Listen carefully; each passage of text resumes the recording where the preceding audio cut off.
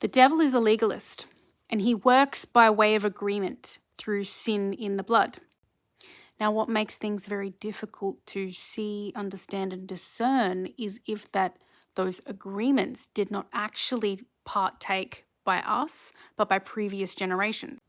Generational curses can be offset by unrepented sin within the bloodline.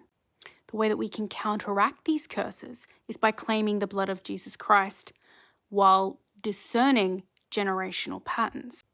So the way that we can tell if we have unrepentant sin in the bloodline is when we're given the eyes to see the generational patterns, the destructive patterns that have maybe followed, a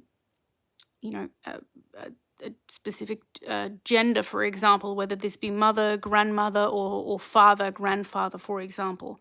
And they'll always have the similar characteristics or personality traits. But these personality traits actually go against us and actually separate us further from God.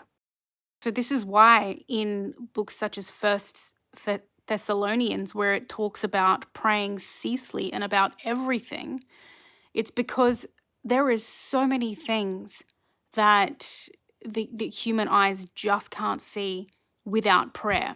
And believe me, I've been so deceived in the past by many things of a spiritual nature. And it wasn't until I started praying to Jesus Christ that I had my eyes open up to begin to see the reality of the spiritual world. And don't get me wrong, it was not what I wanted to see.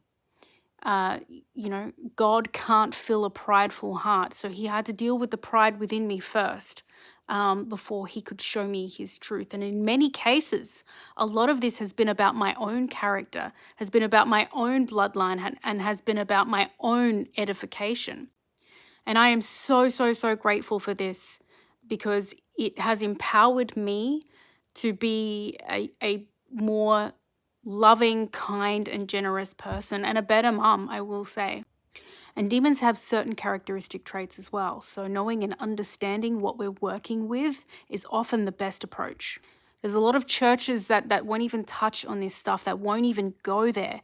But unfortunately, where a church doesn't speak about demonic influence and deliverance, they're not really churches that are setting the captives free. And that was the whole ministry of Jesus Christ.